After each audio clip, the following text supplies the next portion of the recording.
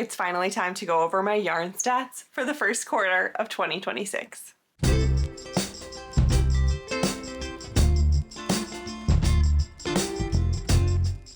Hi friends, welcome back. I'm MC, and if you're new here, you might not know that we have been tracking my yarn and fiber stash for a long time. We started out doing these videos every month to keep track of my stash because I had what I considered to be a decent sized stash at that point in time, and we have severely stashed down over the years. We went to every other month for stash updates last year, and this year we're doing it quarterly because we are down to some small numbers here. And honestly, I say this all the time, I have no judgment on what your stash is. Your stash should make you happy, and my stash is making me happy. My goal from the very beginning has always been to have a stash that brings me joy and makes me feel inspired. And if that is 10 skeins or 100 skeins or 500 skeins, that's okay with me, as long as it is bringing me the inspiration and the joy and the like pure excitement that I'm looking for. So it turns out that that is actually a lower number for me. So let's get into all of the information. This is so exciting. If you do not know, you can get my yarn stash tracker down below. I have a free simplified version that you can grab in the description below the video, or if you are really into tracking your stash and you want to know all of the information just like I have, I do have a really cool template for just $5 that is also linked down below.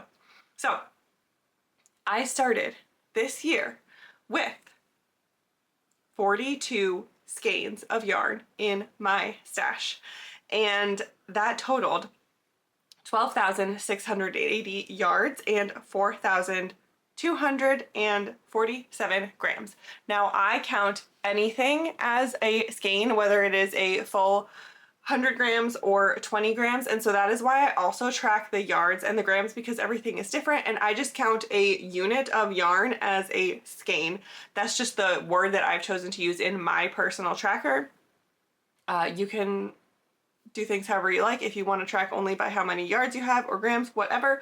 This is just the way that I do it. So we started with 42 skeins. Now let's go through the first 3 months of the year. What happened in January? A lot of this is going to be very in and out because I swipe yarn from my stock quite frequently to make new designs and samples for the shop. So I, in January, snagged 3 skeins of For Sure Fingering in the colorway He's a Grown Up, and as you can see, I also took those 3 skeins out of my stash. This is the Bay Day Tee. It is currently in testing and will be coming out very soon. So this was 3 skeins in January, but also 3 skeins out. So that kind of canceled itself out. And the only other thing that I did in January is I cast on a skirt. I took 3 skeins of Shimmy Shimmy Rock, also on my For Sure Fingering base. These I had already put into my stash, and so they were already counted. So these 3 skeins were then removed from my stash. This is the Flirt Skirt Light by Claire Jackson of Perfectly Knotted. And so I removed 3 skeins from my stash in January so that I could make that skirt for vacation, which I did, and it was wonderful. So that is a total of 3 skeins out in January, because I brought 3 in, but then I used them up immediately, and then I used up 3 more skeins. So easy peasy. 3 skeins out in January. February. Oh my goodness. So this is, you can see pretty quickly why I ended up doing quarterly updates for this year, because in February I brought in nothing. Nothing happened. Nothing happened. And the only thing that I removed from my stash in February is these 2 skeins of Yarnable yarn. which I've had for several years. This is Mossy Hollow and Grow with the Flow. I had 1 skein of each on their fingering weight yarn, and I made the Ingrained Shawl by Sarah Opie. That is that. So things are not very exciting so far. 3 skeins total out in January, 2 skeins total out in February. Moving into March already. Yeah, I know. This video is gonna be a real quick one.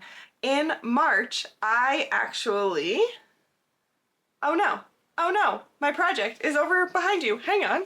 I grabbed all of my other stuff except for the project that I was currently working on earlier today.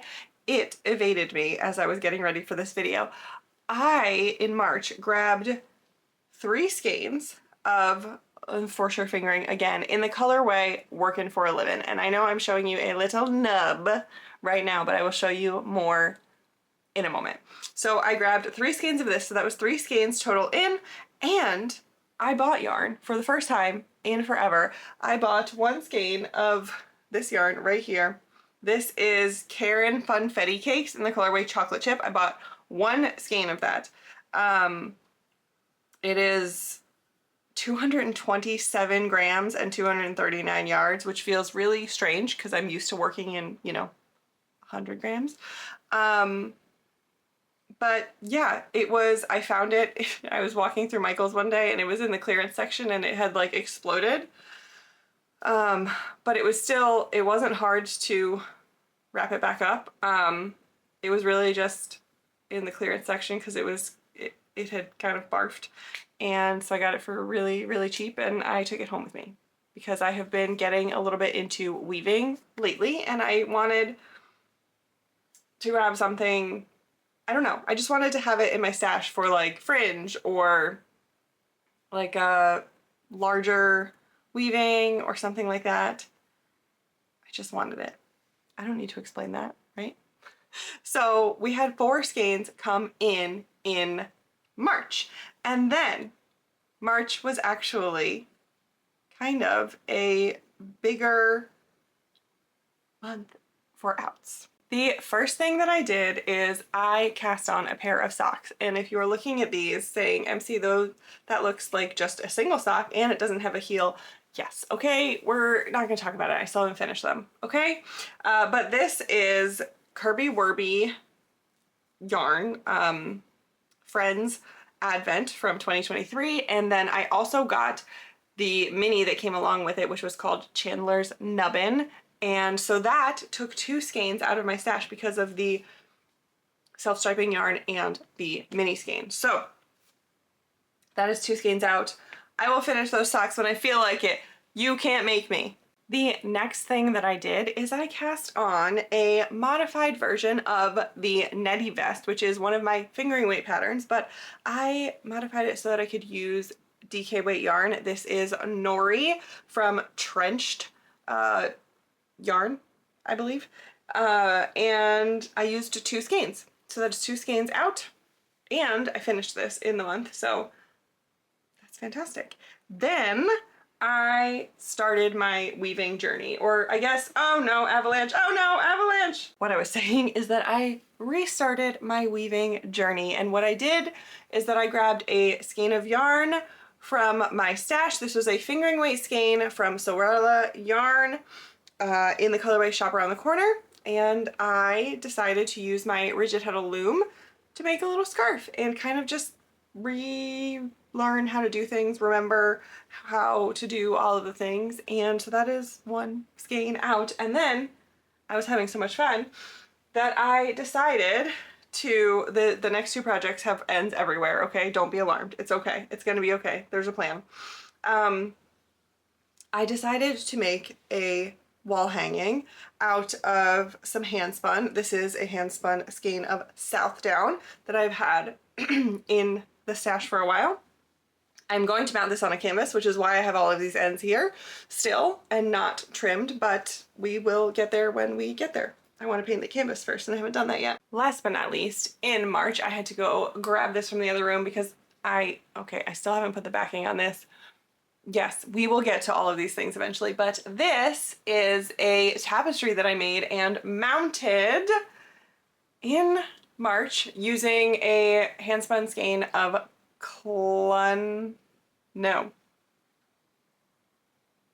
using a handspun skein of Southdown. Did I say that the other one was Southdown? The other one is Clun Forest. It's Clun Forest. This is Southdown. This is a handspun skein of Southdown that I spun in the same tour de fleece as the Clun Forest wall hanging. And I love this so much. I did a whole video where I worked on this. Go check it out. And then I can finally show you what I did with Workin' for a Livin'. I cast on a new design, which does not currently have a name. It will be a dress, but those 3 skeins that I brought in March were also removed in March at the very end of the month. I think like the last day of the month, I finally cast this on. So that in total ended up being, now there's yarn rolling around on the ground. Anyway, that was a total of 10 skeins out in March. So I feel like we kind of made up for the rest of the year with March with like lots of casting on and getting things out of the stash and just kind of a lot more playing than I did in January and February. I really was kind of staying pretty stuck to my current works in progress in January and February, and then March we started to play a little bit more. So anyway, let's go back to the beginning. I started with 42 skeins in my stash. I currently have, if you've been doing the math, I have brought in 7 skeins total, totaling 2,861 yards and 827 grams. Now we know of those 7 skeins that I brought in, only 1 of them is currently sitting in my stash. 6 of them have already been used. So in total this year I have removed, aka used, because I haven't destashed anything or sold or anything like that, I have removed 18 skeins from my stash, totaling 6,583 yards and 1,762 grams. So that means that my current stash, what is sitting right here, is 31 skeins totaling 8,958 yards and 3,312 grams. That's what I have, 31 skeins. Now, you might all be wondering, MC, usually you talk about fiber. Where's the fiber? What are the fiber stats? Well, my fiber is sitting up here next to me. I have a yarn shelf and a fiber shelf. And I haven't touched any fiber this year. I have not touched, that's a lie. I have worked on some things with fiber, but they were all things that I had started last year, and I have not finished anything or started anything new. So my fiber stash stats for the first quarter of Q1, yes, the first quarter of 2026 is nothing.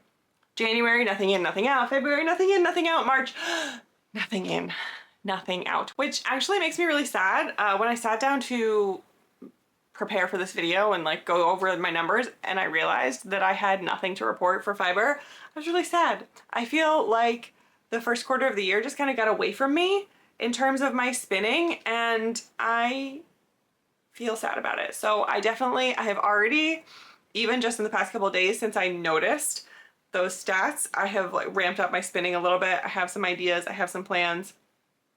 I want to make that change and I want to work on that for the next quarter. I don't have a huge fiber stash, this is it. But so I'm not like concerned about the fiber that I have or anything like that. I just want to play with it more. So that is a big goal for me. Now, we also have to talk about the fact that my goal, a goal that I had for 2026 was to end up with 30 or less skeins of yarn in my stash. and I'm currently at 31. So what do we do about this? Because I already know I have a project planned that's going to use 3 of those skeins that I'm going to start very soon. So we're going to be below 30 rapidly. And what do I do now that in Q1 I've already accomplished my goal for the year? What do I do? Do I change my goal? Do I just keep going and keep cruising and wait until next year to make a new goal and just let this be happy for the rest of the year? Let myself just be and experience this stash? Do I change my goal? Do I switch to a yardage or grams goal? Do I don't know. Do I track anything else? What would you do if you were me and you were already done with your goal for the year? I don't know how to handle it. So anyway, thank you so much for coming along with me. This is always so much fun for me. Like I said at the beginning, I have no judgment on you and your stash. If you want to track it, if you don't, if you want to lay in your yarn on the floor and make snow angels in it, or if you want to have one skein on your shelf and that's it, totally fine. As long as you are happy, I am happy for you. But these are so much fun for me. I love tracking my yarn. I love it. Even though I don't have much left, I have so much fun. So thanks for coming along. Let me know what you think I should do moving forward, and I will see you very soon for another video, but not until the year is halfway over for another one of these stash videos after we wrap up Q2, which is wild. So until next time, take care of you, and I will see you later. Bye.